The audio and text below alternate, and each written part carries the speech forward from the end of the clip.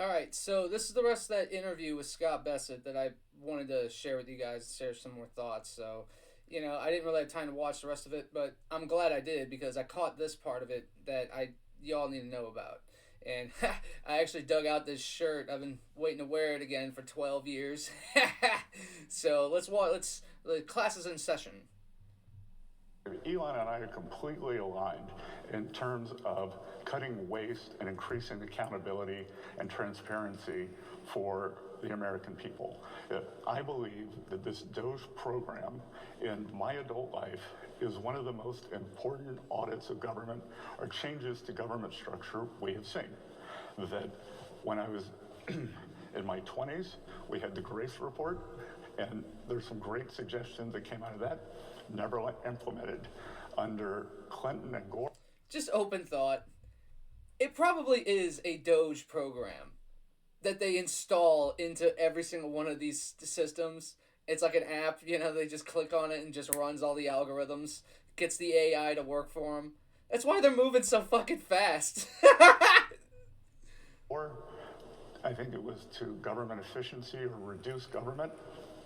Nothing happened. So President Trump came in, there's a big agenda. So all those other government reports that we thought, nothing came of it, here's what they probably did. They took them all, put them into an AI, got the bullet points out of it, and some suggestions about what it all means. Another reason why they're moving so fucking quick, man. And I think that there are gigantic cost savings for the American people here. And I think it's unfortunate the way the media wants to lampoon what is going on.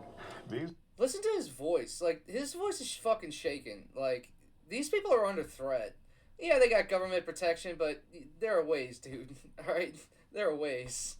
Like, just listen to him whenever he talks. Like, he's kind of shaking. Yeah, he's sitting down for an interview, but at the end of the day, remember what you're going up against and how much money is at stake. All of this money is at stake, okay? And people die for this shit. These are highly trained professionals. This is not some roving band going around doing things. This is methodical, and it is going to yield big savings.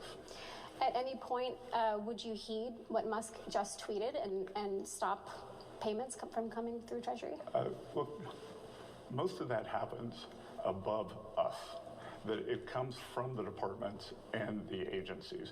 We are doing a complete review, and I want to emphasize to you and everyone watching that it is an operational review. It is not an ideological review. We want to make sure that the American people are getting the best practices, and I don't think that's happening right now.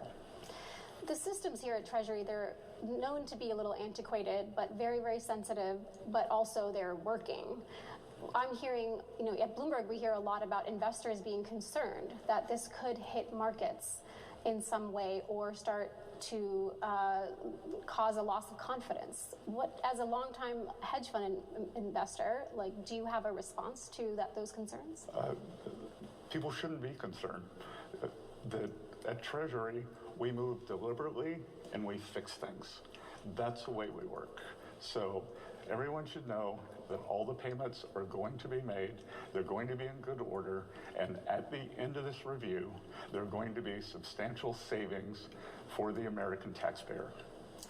Mr. Secretary, you have experience in currency markets, and now in your new role, you oversee U.S. currency policy. I'd like to ask you, what does a strong dollar mean to you?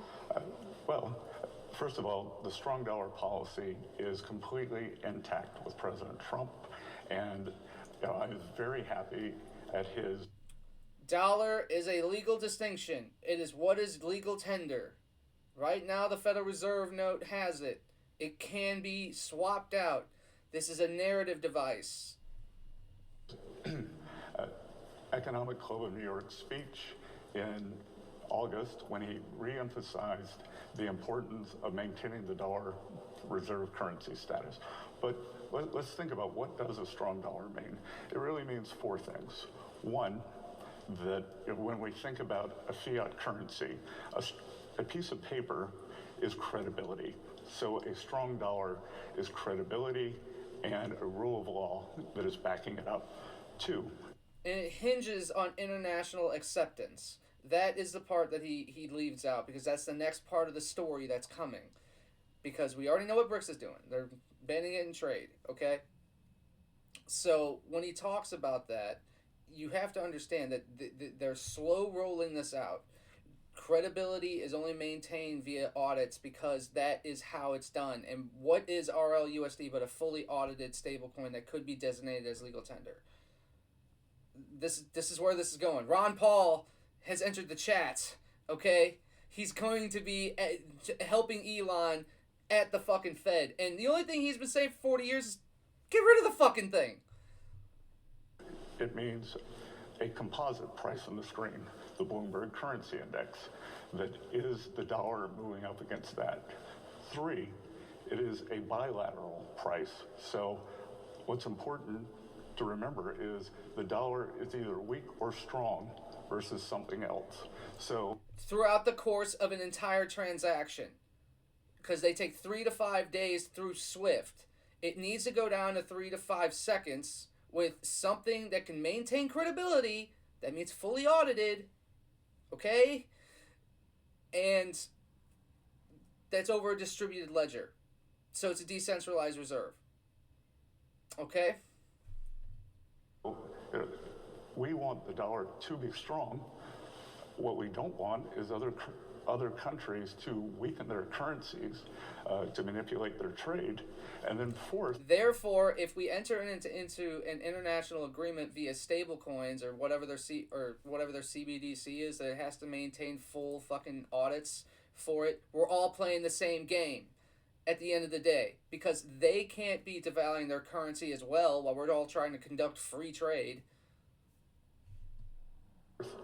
That we want to have the best policies that create the environment for a strong dollar. Let's talk about other nations and how they manage their currencies.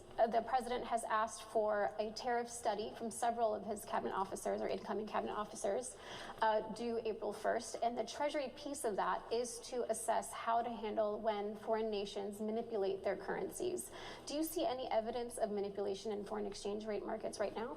Well, there's clear manipulation, clearly, all throughout the entire currency markets, because their central banks are playing fucking games, as well as our central bank is playing fucking games with devaluing their currency in order to export more or do whatever for it, okay?